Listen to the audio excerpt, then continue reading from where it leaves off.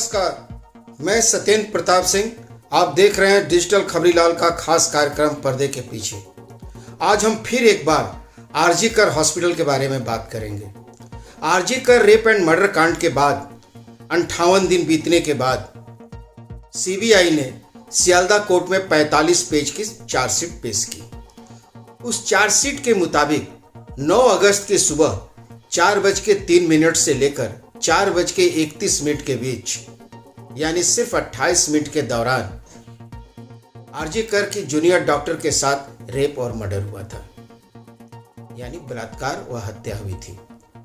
यदि हम देखें तो कोलकाता पुलिस ने जिस व्यक्ति को गिरफ्तार किया उसे ही सीबीआई ने मुख्य अभियुक्त बताया है, और 12 घंटे के अंदर जिसे कोलकाता पुलिस ने गिरफ्तार की थी वह भी यह बात कही थी कि सुबह 4 बजे से लेकर 4:30 बजे के बीच आधे घंटे के दौरान ये सारी घटना घटी है।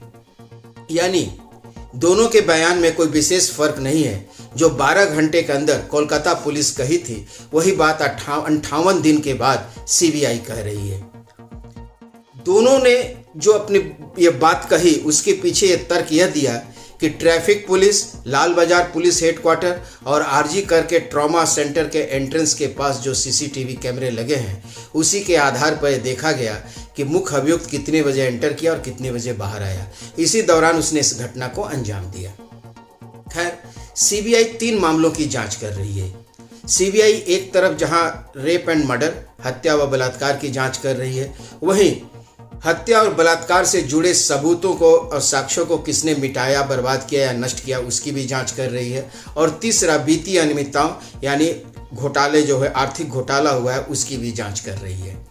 जहां तक रेप एंड मर्डर का सवाल है उसमें सीबीआई ने मुख्य अभियुक्त सिर्फ एक सिविक वॉलंटियर संजय राय को बताया है। वहीं जहां तक साक्ष्य और प्रमाण छुपाने, मिटाने और हटाने का सवाल है वहां उसने आरजी कर के एक्स प्रिंसिपल संदीप घोष और टाला थाना के पूर्व प्रभारी अभिजीत मंडल को हिरासत में लिया है। और जहां तक तीसरे मामले की सवाल है वित्तीय अनियमितताओं और आर्थिक घोटाले का, उसकी जांच अभी चल रही है। सीबीआई ने जो 45 पन्ने की जो चार्जशीट जमा की है उसमें उसने मुख्य अभियुक्त के विरुद्ध 11 सबूत दिखाए हैं। उन 11 सबूतों में है कि सीसीटीवी फुटेज और घटना स्थल पर एकमात्र एंट्री इसी की दिख रही है, और दूसरे में ये कह रहे हैं कि उस रात का मोबाइल लोकेशन भी यही बता रहा है कि वो मुख्य अभियुक्त उस समय आरजी करके हॉस्पिटल के परिसर और प्रांगण में था। इसके अलावा मृतका के पोस्टमार्टम में गिरफ्तार जो अभियुक्त है उसका डीएनए मैच कर रहा है।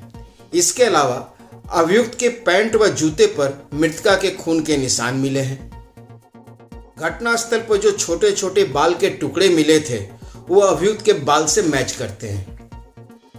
ब्लूटूथ का टूटा हुआ हिस्सा यानी ईयरफोन जो गले में लगाकर अंदर गया था और जब लौट कर बाहर आया तो उसमें ब्लूटूथ का हिस्सा नहीं था, वो घटनास्थल पर मिला है। इसके अलावा अभियुक्त के शरीर पर जख्म के निशान की टाइमिंग वही है जब यह घटना घटी थी, और जख्म के जो निशान है वो मृतका द्वारा प्रतिरोध के वक्त के ही है। इसके अलावा अभियुक्त के मेडिकल जांच में नहीं मिला है कि वह शारीरिक संपर्क बनाने में अक्षम है, यानी वो पूरी तरह सक्षम है शारीरिक संपर्क बनाने में, और बलात्कार उसी ने किया है। सीएफएसएल कोलकाता के रिपोर्ट के अनुसार मृतका के अंडरगारमेंट्स की सिलाई को जिस तरह खुली व फटी है वह जबरदस्ती खोला व फाड़ा गया है। इसके अलावा छोटा कुर्ता के दोनों तरफ कमर के पास फटा हुआ था, वह जबरदस्ती फाड़ा गया है, और वीर्य जो वहां मिला है वह भी अभियुक्त का ही है। मंगलवार को यह चार्जशीट की कॉपी मुख्य अभियुक्त संजय राय को भी सरकारी वकील के द्वारा दी गई, और उसके हस्ताक्षर लेने के बाद वह कॉपी उनको दी गई। मुख्य अभियुक्त को कल ही सियालदा कोर्ट में पेश भी किया गया, और जब सियालदा कोर्ट में इसे पेश किया गया तो वो कहा कि मैं भी कुछ बोलना चाहता हूं। उसके बाद उसे कटघरे में लाया गया। फिर उसने कहा कि मैं कुछ बोलना चाहता हूं, इसके पिछले दिन भी मैं कुछ बोलना चाह रहा था लेकिन मैं कुछ बोल नहीं पाया। यदि मैं कुछ बोल नहीं पाया तो सारा दोष मेरे मत्थे मढ़ दिया जाएगा, इसलिए मैं कुछ बोलना चाहता हूं। जज ने कहा कि आपको जो भी बोलना है वो आप बोल सकते हैं, निश्चिंत होकर बोलिए, कोई बात नहीं है। उसके बाद उसे कटघरे में लाया जाता है और कटघरे में आने के बाद वह फिर बोलता है कि हुजूर मैंने कुछ भी नहीं किया है, मैं इस घटना के बारे में कुछ भी नहीं जानता हूँ। इसके बाद मुख्य अभियुक्त संजय राय को एडिशनल डिस्ट्रिक्ट जुडिशियल मजिस्ट्रेट के पास ले जाया गया और वहाँ उससे बयान लिया गया, क्योंकि नियम है कि इस तरह के बयान के लिए एडिशनल डिस्ट्रिक्ट जुडिशियल मजिस्ट्रेट के समक्ष ही लिया जा सकता है।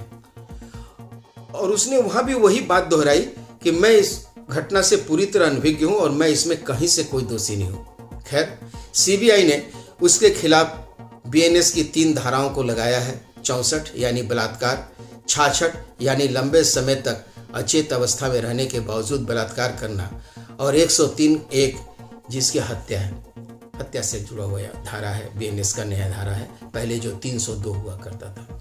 तो ये रही बात सीबीआई की चार्जशीट में। दूसरी तरफ डॉक्टर्स जो हैं, खास करके जूनियर डॉक्टर्स, वो सीबीआई के जांच से संतुष्ट नहीं है और सीबीआई से उनका भरोसा खत्म हो रहा है। अब वह लोग सीबीआई के मुख्यालय सीजीओ कॉम्प्लेक्स सॉल्ट लेक्स भी जाने की योजना बना रहे हैं जुलूस लेकर। वहीं दूसरी तरफ सीनियर डॉक्टर्स जो जूनियर डॉक्टर्स के समर्थन में बाद में खड़े हो गए थे और इनके साथ आंदोलन में भाग भी ले रहे थे, हालांकि उन्होंने कहा था कि हड़ताल वापस लेने के लिए, लेकिन आमरण अनशन में उनका सपोर्ट था। अब जूनियर डॉक्टर, खास करके कोलकाता के आरजीकर हॉस्पिटल के करीब 40 से अधिक जूनियर डॉक्टरों ने सामूहिक इस्तीफा दिया है और खबर है कि अन्य मेडिकल कॉलेज जो सरकारी मेडिकल कॉलेज हैं, कोलकाता मेडिकल कॉलेज या नील रतन सरकार हॉस्पिटल या एसएसकेएम हॉस्पिटल, वहाँ से भी कुछ सीनियर डॉक्टर इस्तीफा देने की बात कह रहे हैं या सोच रहे हैं। दूसरी तरफ मुख्य सचिव मनोज पंत का कहना है कि अभी तक इस तरह की कोई औपचारिक या आधिकारिक या सरकारी चिट्ठी हमें नहीं मिली है। वैसे भी सरकारी नौकरी से इस्तीफा देने के कुछ नियम, कायदे और कानून होते हैं, उसका अभी तक पालन नहीं हुआ है। कुल मिलाकर यह कहा जा सकता है कि स्थिति धीरे धीरे बद से बदतर स्थिति की तरफ जा रही है। यानी एक तरफ जूनियर डॉक्टर सीबीआई से भरोसा खो रहे हैं और दूसरी तरफ सीबीआई की जांच भी कोई कुछ ऐसा खास निकल कर नहीं आया है जो कोलकाता पुलिस अभी तक नहीं कर पाई थी, सिर्फ 24 घंटे के अंदर। बहरहाल आज के लिए बस इतना ही। कल फिर मिलते हैं इसी समय पर्दे के पीछे।